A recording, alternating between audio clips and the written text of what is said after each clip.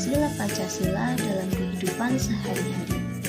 Setelah berdiskusi, kalian mampu menerapkan dua kegiatan yang sesuai dengan sila ke-1 dan ke-2 dari sila Pancasila dalam kehidupan sehari-hari dengan benar. 3. Setelah mengamati berbagai contoh patung Nusantara, kalian mampu menyebutkan berbagai patung dan cara pembuatannya serta keterampilan yang dibutuhkan. 4. Dengan menggunakan bahan tanah liat, lilin malam atau adonan plastisin, kalian mampu membuat model patung. Nah, sebelum mulai belajar, sudahkah kamu melakukan ini? Mandi sampai bersih, memakai pakaian yang rapi,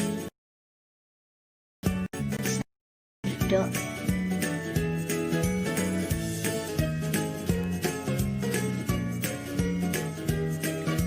Berbicara soal sarapan, pagi ini kalian sarapan lauk apa? Adakah yang lauknya dengan bakwan jagung? Nah anak-anak, di dalam bakwan jagung berisi kol, wortel, jagung, kecambah, dan sayuran lainnya. Selain bakwan jagung, tahukah kamu makanan lain yang terbuat dari sayur mayur dan buah-buahan?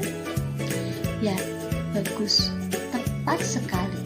Contoh makanan yang lain yang terbuat dari sayuran dan buah-buahan adalah seperti tumis kangkung, pecel sayur, sayur bening atau sayur sop, salad buah, dan masih banyak lagi makanan lainnya. Sebagai sumber kehidupan, tumbuhan memiliki kandungan gizi yang berguna bagi tubuh manusia. Begitu banyak manfaat tumbuhan bagi kehidupan. Coba bayangkan apa yang akan terjadi jika Tuhan Yang Maha Esa tidak menciptakan tumbuhan. Maka bumi ini akan kering tanpa adanya tumbuhan dan tanpa adanya makhluk hidup lainnya, karena makhluk hidup lainnya tergantung pada tumbuhan. Di Asia Tenggara, banyak tumbuhan yang dimanfaatkan untuk bahan makanan, seperti sayur mayur dan buah-buahan yang tadi ya. Namun anak-anak, di antaranya banyak juga loh yang dimanfaatkan sebagai obat. Contohnya jahe, kunyit, kencur, kayu manis, serai, dan lain-lain. Anak-anak, Bumi akan bercerita tentang Lani dan teman-temannya yang berkunjung ke rumah Edo untuk membuat minuman dari jahe. Simak ceritanya baik-baik ya. Di hari libur, Lani dan teman-temannya merencanakan untuk berkumpul di rumah Edo. Mereka berencana membuat minuman dari jahe. Ya, mereka akan mengolah jahe menjadi minuman sehat dan segar. Namun, alangkah kagetnya Lani, Udin, Siti, Dayu, dan Bewi. Edo ternyata sedang sakit. Ia batuk dan demam. Edo terbaring di tempat tidur. Mereka akhirnya bersepakat membuatkan wedang jahe untuk Edo. Di belakang rumah Edo banyak tanaman jahe. Edo sangat senang. Persahabatan mereka sangat indah. Mereka memiliki latar belakang yang berbeda. Namun, semangat tolong-menolong di antara mereka sangat tinggi. Bagaimana pendapatmu tentang sikap teman-teman Edo? Membantu teman yang sakit merupakan salah satu pelaksanaan dari sila kedua Pancasila. Ada yang masih ingat? Sila kedua, kemanusiaan yang adil dan beradab. Nah, merawat tanaman merupakan perwujudan rasa syukur kita kepada Tuhan Yang Maha Esa yang telah memberikan tanaman sebagai sumber kehidupan dan sahabat bagi manusia. Rasa syukur kita kepada Tuhan itu menggambarkan pelaksanaan dari sila yang pertama, yaitu ketuhanan yang Maha Esa. Jadi anak-anak, hari ini kita telah mempelajari pengamalan sila pertama dan kedua. Sila pertama bunyinya ketuhanan yang Maha Esa. Sila kedua kemanusiaan yang adil dan beradab. Nah, kita simak baik-baik contoh-contoh lainnya atau nilai-nilai yang terkandung dalam sila pertama ketuhanan yang Maha Esa. 1. Takwa terhadap Tuhan yang Maha Esa. Artinya, apa yang diperintahkan oleh Allah kita laksanakan dengan sebaik-baiknya, dan apa yang dilarang oleh Allah kita tinggalkan, jangan pernah kita lakukan.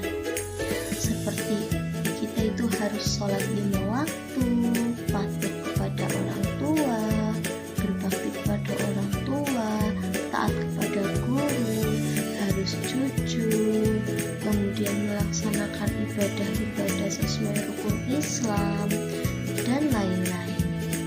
Yang kedua, toleransi dan penghormatan kepada agama atau kepercayaan lain. Artinya, kita harus menghormati orang yang menganut agama selain agama Islam. Yang ketiga, kerukunan antar umat beragama. Jangan sampai karena berbeda agama kita menjadi bermusuhan.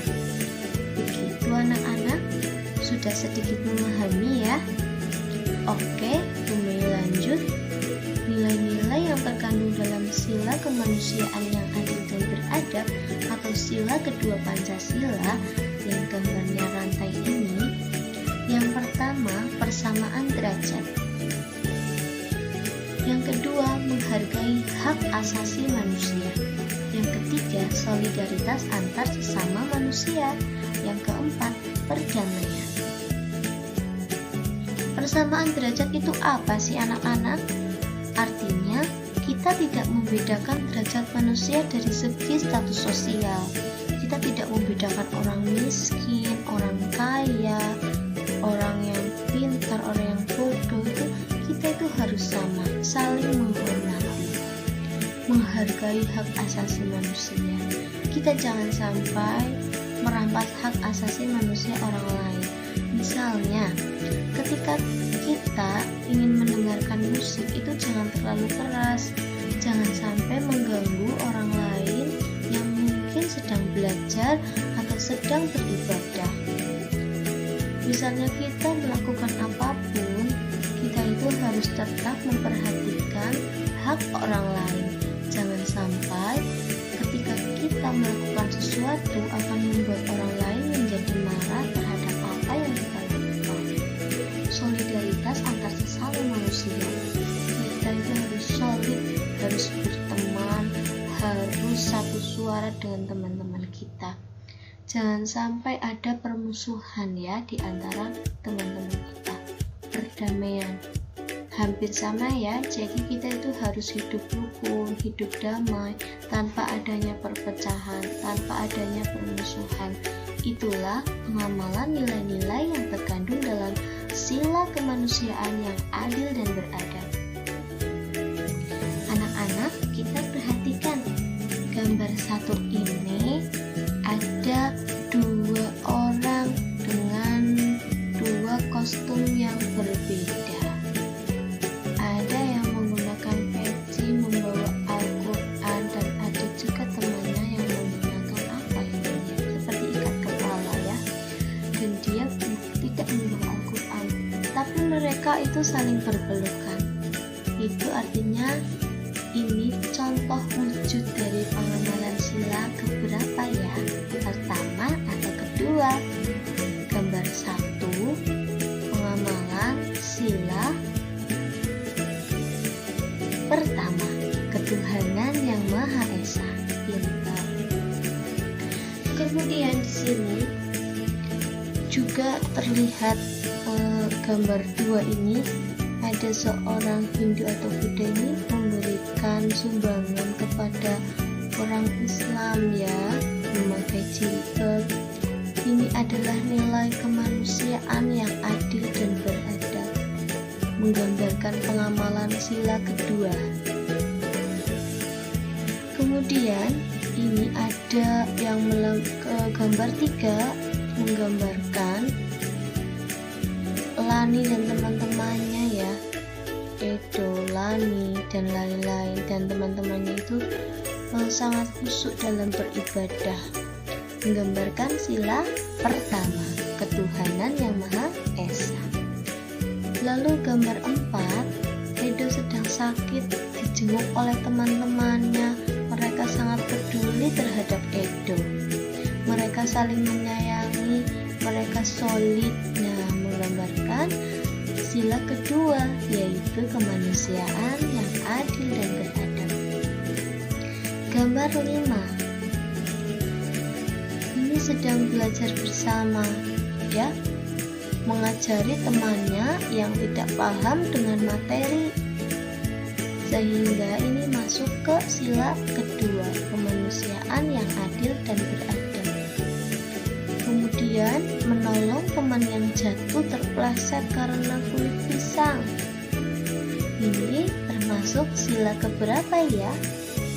Pintar, sila kedua.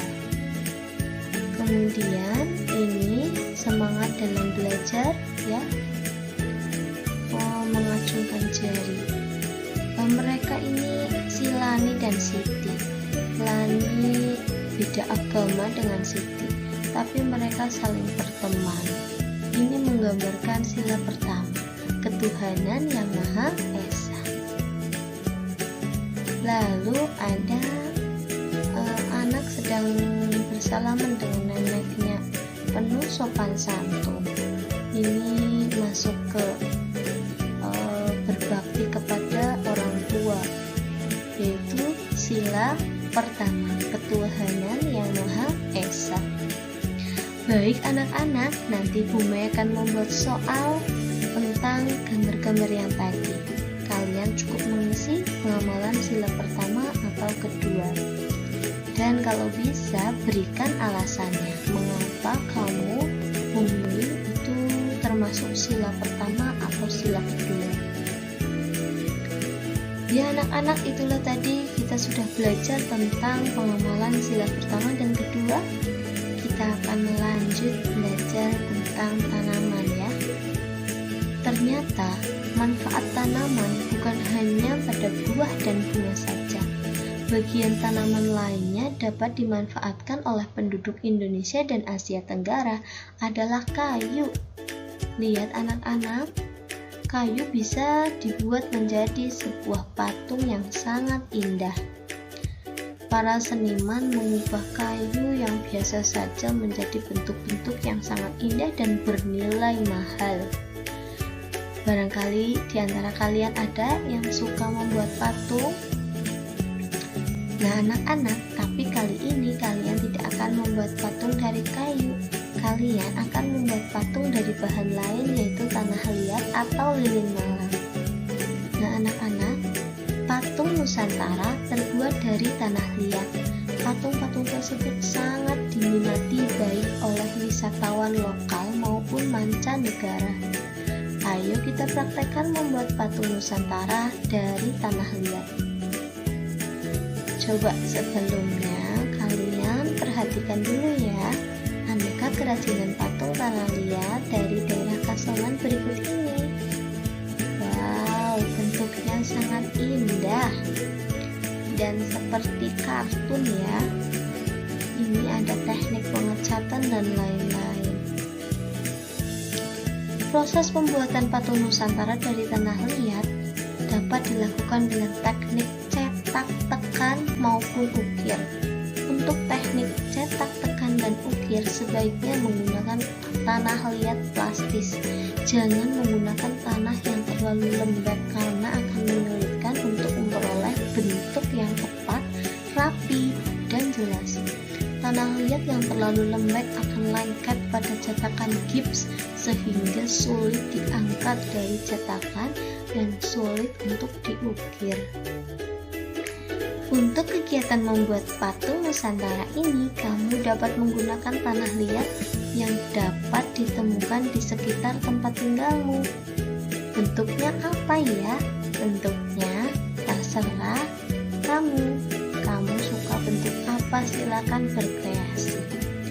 Jika di sekitarmu tidak ada tanah liat, maka kamu bisa menggunakan lilin atau plastisin atau malam. Kamu dapat membuat sendiri adonan plastisin dari tepung loh. Langkah-langkahnya sebagai berikut. Cara membuat adonan plastisin.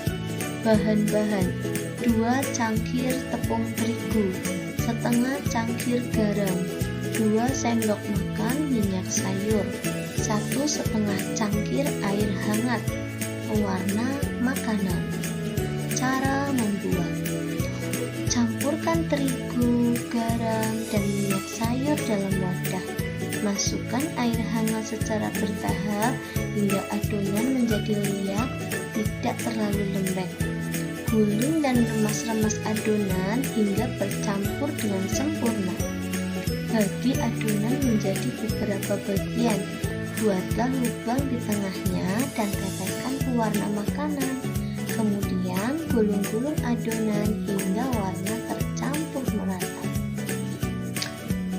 Baik, kamu baru saja mencoba membuat bahan untuk membuat patung. Berlatihlah terus agar kamu terampil membentuk model-model patung lainnya. Terima kasih atas perhatiannya. Billahi taufiq wal hidayah. Wassalamualaikum warahmatullahi wabarakatuh.